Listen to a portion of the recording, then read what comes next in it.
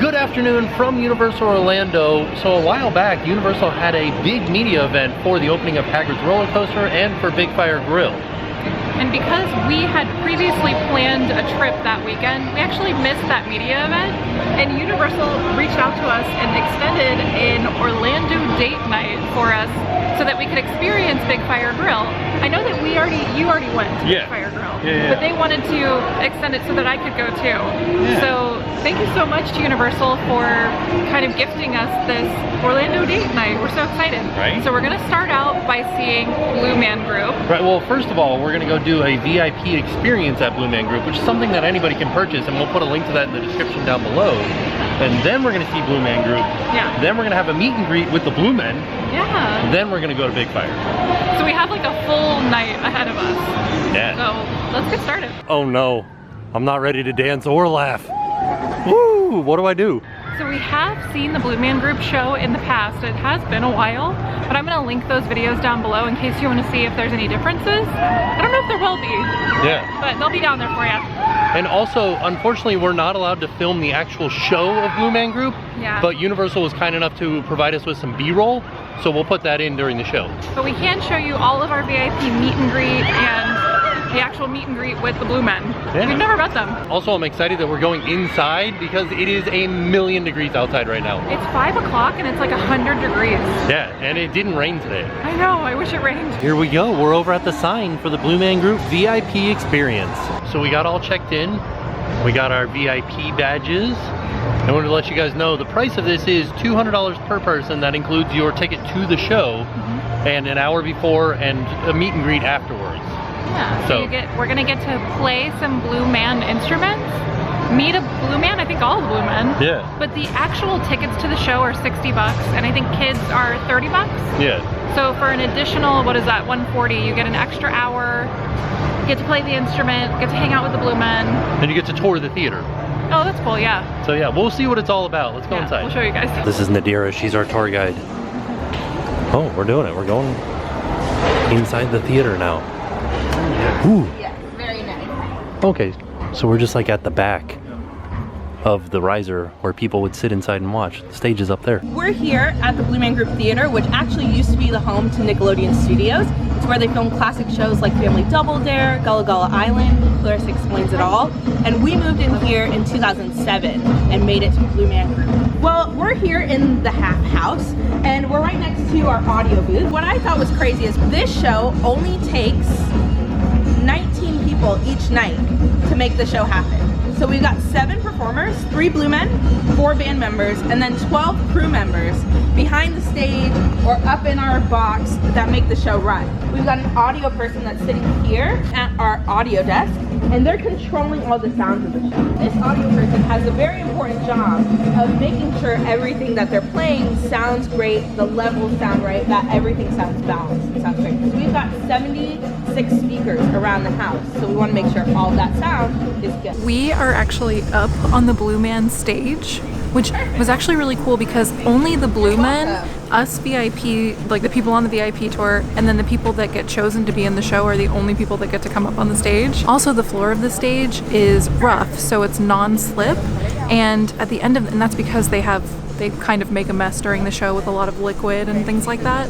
At the end of the night, there's a big drain in the middle of the front of the stage, and they just squeegee, they like hose it down and then squeegee it right into that drain. So that's how they clean the stage every night. If you just look straight up, that wall, the furthest wall up there, that's a big garage door, basically, that opens up for the viewing tubes. So that was where people could do overflow viewing of the tapings of the Nickelodeon shows? Correct.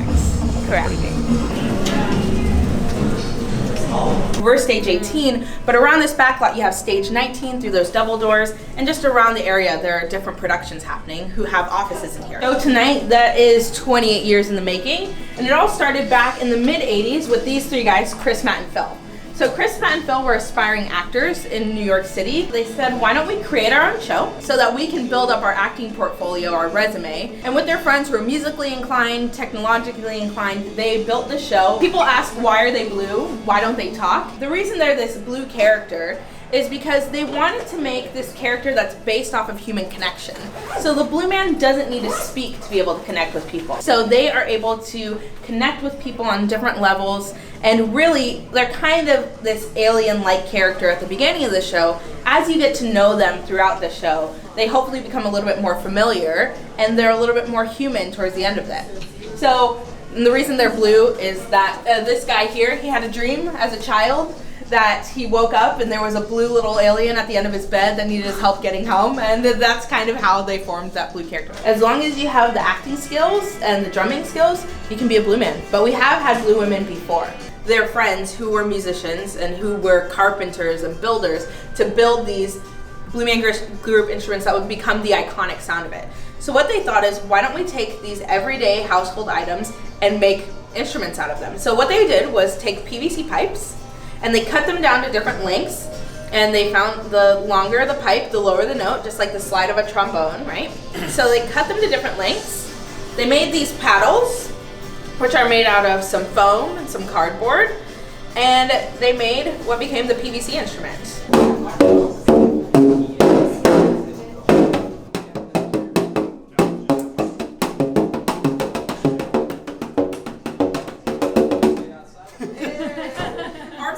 Thumbs up. Yeah, you're a real blue man. I'm a blue man. Oh, good. She did tell us that there are lady blue men. Yeah. Hey, if you're good enough, I'll send your audition reel. There you go. So really hard. Yeah. Got one upside down. You gotta flip it over. Yeah, do you hear how it sounded a little bit tinier? Because Okay. you want, that roundness from the notes. There you go. I'll never be a blue man. We can. She said there are 75 blue men currently. Really, yeah. I don't know. Do you think I was good enough to be one? Yeah. A little bit leftover stuff from Nickelodeon. Oh, yeah. See. Perfect. There's the hand. What the Blue Men are doing is they're putting on a bald cap, and then they put a layer of blue acrylic paint on the top of their head. On top of it, they are putting special Blue Man grease paint makeup. Okay? And when I say they, I mean them and the help of a very talented wardrobe and makeup person. So they have help getting dressed, right? So I will show you guys the makeup here. They're wearing a grease paint that is very thick and it does not dry. So I will, if you guys want to, put some on the back of your hand, and I would say swirl it around with one finger on your other hand. I'm just gonna put like the lightest little bit, a little bit there. Whoa. That Sorry, I do so one much. Yeah, it's like full coverage. Okay. But this grease paint makeup is called Special Blue Man. So it's only a color that we can get. You can buy different makeup from Meron, the other company. So you can buy stage makeup from them, but you can't get our color. The Blue Men take one whole jar of this to cover from the neck up. So they lay it on really, really thick. Here's a fun thing about the Blue Man Group bathrooms. They tell you how to wash your hands, and you're supposed to listen to the song that's playing until you hear the word bathroom 6 times. So there's a special song playing that says bathroom, and you have to let it happen 6 times before you're done washing your hands. So we're all done with the VIP tour. Now we're getting ready to go in and get our seats to watch the show. Yeah. It's pretty neat. We could have done our face paint, but because we're going to BigFire later, we decided against it. Well, and she said that some of the face paint could, because it was like really pigmented, that it could possibly not stain, but maybe stay a little bit more than we wanted to. Yeah. So, also, I'm really excited for the meet and greet now. Yeah. Are they gonna have like all their paint on and everything? Yeah. Oh no. They're gonna be like full Blue Man. Wow, okay. So let's go get our seats. Here's our seats. We got special VIP seats, and they gave us some ponchos, which does not bode well for us. And because we were on the VIP tour, we got some popcorn in a souvenir bucket. All right, we got our ponchos on. We got our popcorn. But do we need a poncho for our popcorn? A poncho popcorn poncho? Yeah. Maybe.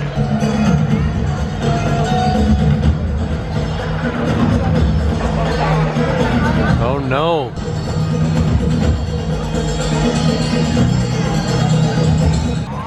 Understand that now is the best time to be. Oh no. But not at the same time.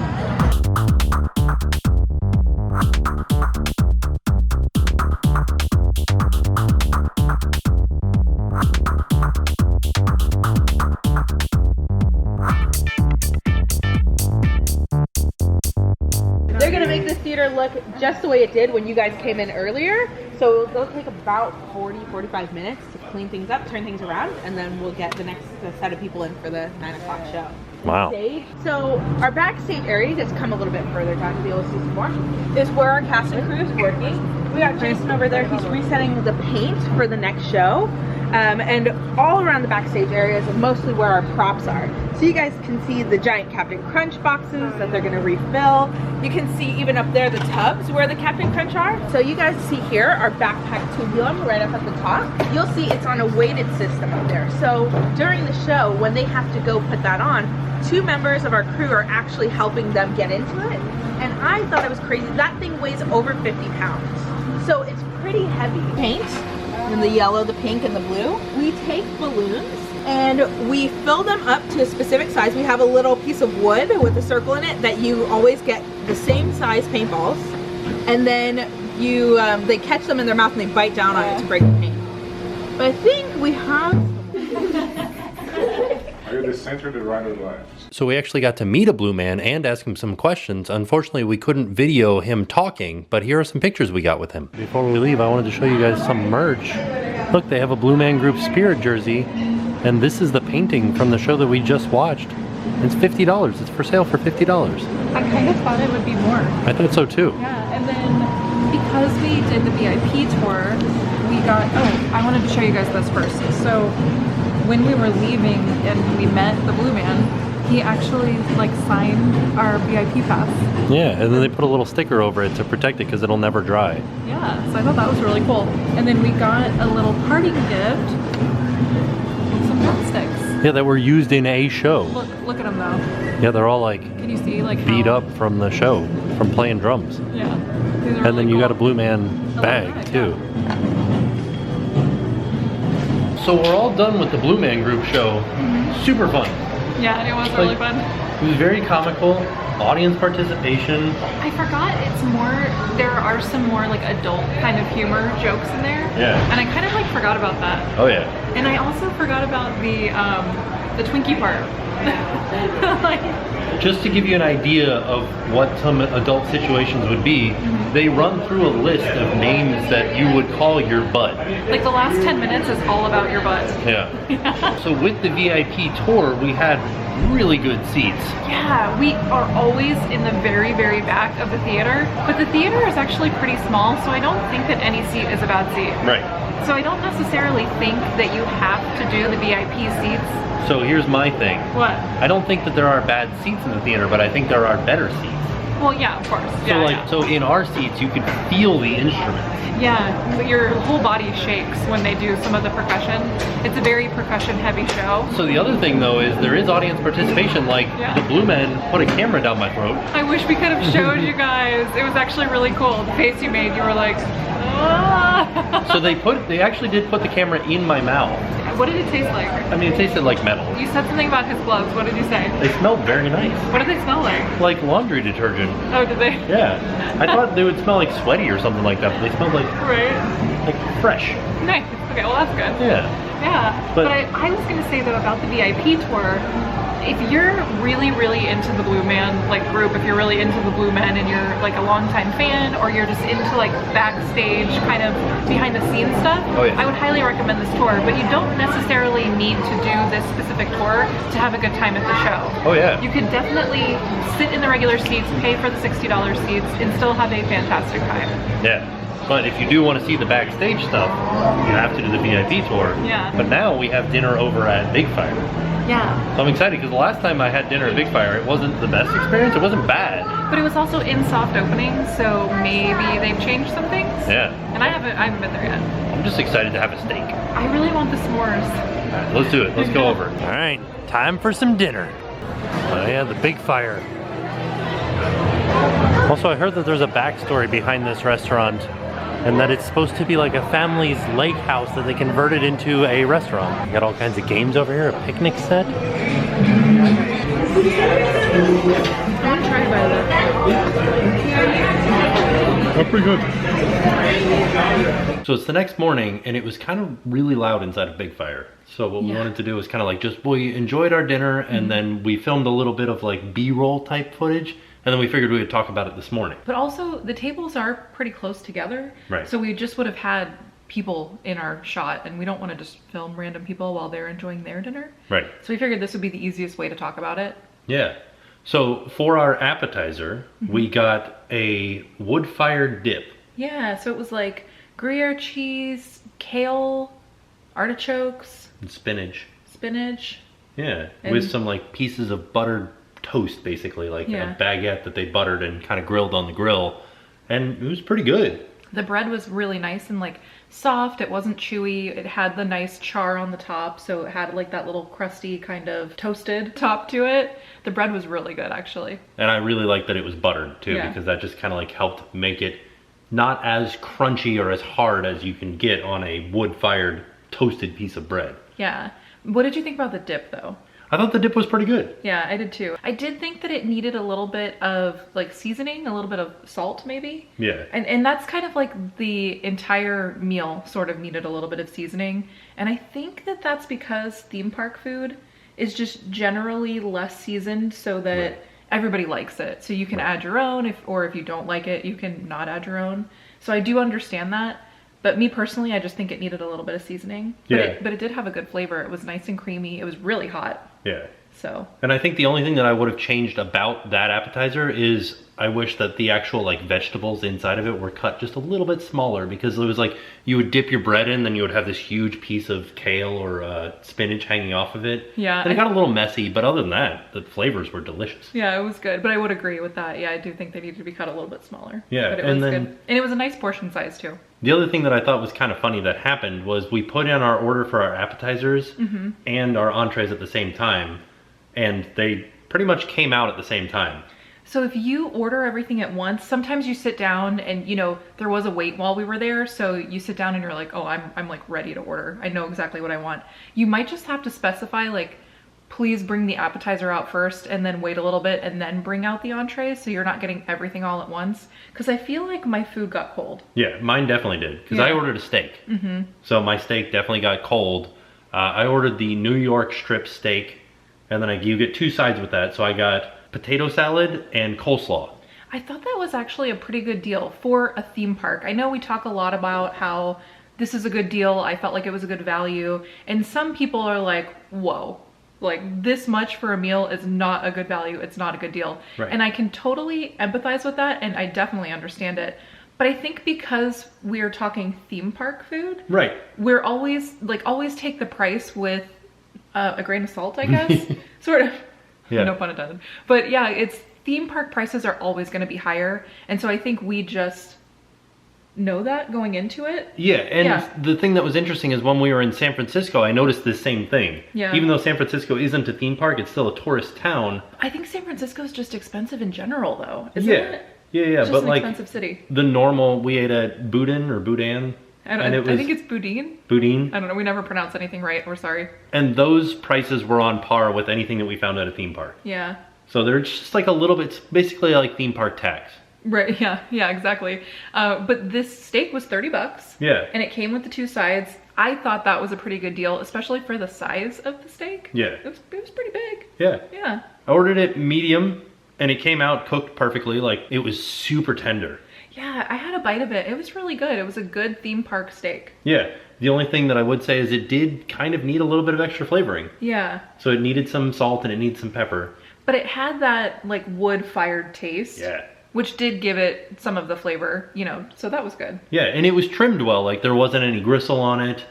It was good. Yeah. And then the potato salad and the coleslaw both had like a home-style flavor to them. Yeah, it was kind of like what you would make at home. It didn't taste like mass-produced to me. The potato salad itself had a mustard kind of base to it, so it was a little more, I don't know, zesty? Yeah. Yeah. And the potatoes were not, you know how when you get a potato salad sometimes they cook the potatoes to like they're almost like mashed potatoes? Yeah, these weren't. These were a little bit more al dente. Yeah, yeah. And they were like small diced potatoes, but they were pretty good. It was a pretty good potato salad. And the other thing about the coleslaw was they didn't use Miracle Whip, they used mayonnaise. So that was good. Yeah, I don't know. I know that some people, that's kind of like a big point for people is like, no, I love Miracle Whip, or no, I love mayonnaise. We're definitely mayonnaise people. Oh, yeah. So if that gives you, any idea of what this coleslaw tasted like. And So for my entree, I was kind of asking everybody, what do you suggest? And our server and one of the managers was going around and just kind of talking to all the tables, making sure they like their food. They both kind of suggested the same thing, the beer glazed scallops. And I do really like scallops. These were cooked really well, and they were in almost like a thin gravy, like a thin sweet gravy. And it tasted almost like Marsala wine sauce. It had that sweet kind of flavor to it, and I wasn't expecting the sweet flavor, because usually stuff that's beer glazed isn't that sweet. It wasn't bad, it was just not exactly what I was expecting, but I liked the vegetables, I think, in the dish more than I actually liked the scallop part. Well, how were the scallops cooked? They were cooked perfectly. They had a nice sear on top. It had little carrots, potatoes. I love the squash in it. The squash was really good, and then there were some oyster mushrooms as well. And I really liked the dish. Yeah. But again, I had to add a little bit of salt to it. And I know that that's kind of up to your own preference. And then we also got some potatoes au gratin on the side. Oh, I forgot about those. Yeah, I like those. I thought they were pretty good. Yeah, they tasted homemade.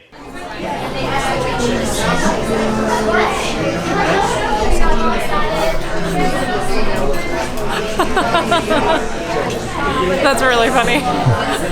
We're on to the second Tom Petty song of the night. They did play some Garth Brooks in the middle, though. Oh, okay, that makes sense.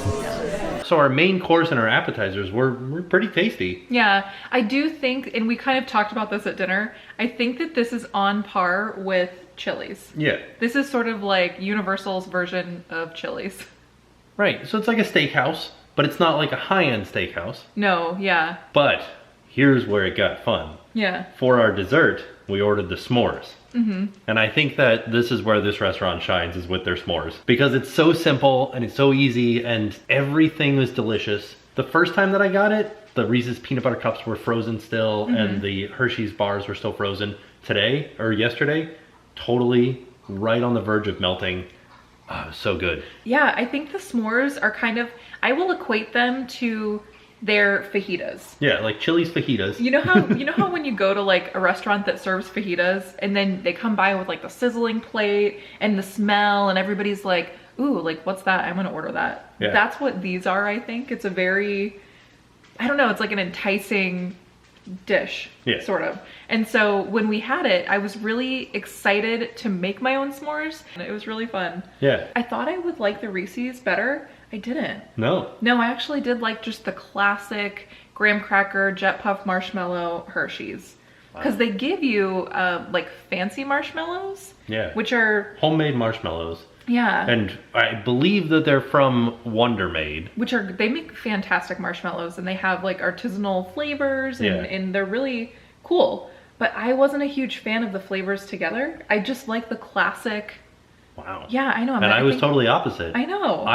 My preference was graham cracker, Reese's peanut butter cup, artisanal chocolate. And I think that was good for us because then we could sort of split it, you know, evenly. I could have my classic style and you could have your more fancy s'mores.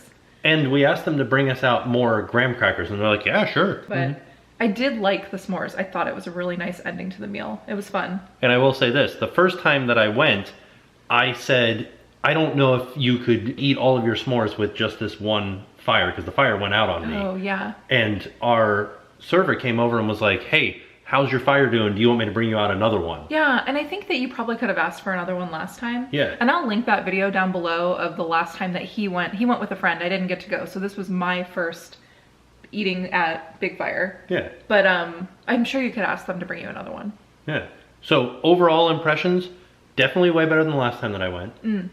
And pretty good. Not our favorite restaurant at City Walk. But at dinner we were talking about this. So we were sort of ranking, well, if this isn't our favorite, what is our favorite? So I think in the future, if not the next video, but sometime really soon, we're gonna be talking about our kind of best and worst restaurants at City Walk.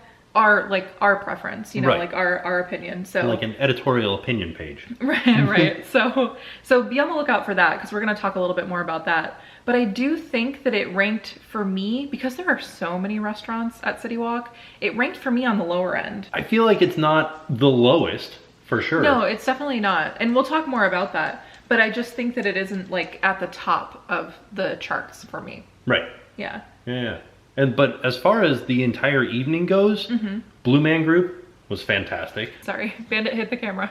So one thing I wanted to mention about Blue Man Group that I don't think we mentioned last night is that they do have a sensory friendly show as well. And if you go, we'll link their website down below so you can check that out, but it's like one of the options on their page. And I don't know how many times a month or a year that they do it, but if that's something that you're interested in, I would definitely check it out. Yeah. And because the show itself is like super percussion heavy. Super flashing lights. Oh my gosh, I forgot about all the flashing lights, and it's very loud. Like Yeah. it is a loud show. So if that's something that you want to check it out, but you're like, I don't know about all the noises and the lights, they have that sensory friendly show, which I think is really cool. And I think that it's awesome that everything is becoming so inclusive. Yeah. So, but Blue Man Group was really fun. It was. It always is. Yeah, we've seen it, and I think that that's kind of like how you can sort of tell that it is a good show, is that we've seen it. This will be our 4th time. Yeah. And this was only our first hosted time seeing it. So every other time we paid for it because we like it. That's how much we like it. So we definitely, I don't know, I recommend Blue Man Group. I do, and I know I said this last night, I don't necessarily think you need the VIP seating. I don't think you have to be all the way in the front to have a good like viewing spot. I think the $60 regular tickets are totally fine, and you'll have a fantastic time at the show. The theater is so small. Yeah. So it's not like you're gonna be in like the nosebleeds like a mile away. Right. You can see everything, and they actually come out into the audience. So even if you are further back, you'll still be kind of up close to them at certain points. Right. So I don't know, I do like the show. But if you have a theater nerd in your family, or somebody that's like really into theater or how the theater works, that VIP tour was amazing. It was really cool. And also, if you're like a Nickelodeon fan, they did give some like cool, I don't know, trivia, backstage info about Nickelodeon, because that was the theater that the Nickelodeon like studio was in. Yeah. All in all, a fantastic day. Yeah, it was a really fun date night. And I think that that's one thing about Orlando, is that there's just so much stuff to do here. So I'm just really happy with the amount of things that we have right like at our fingertips. Yeah.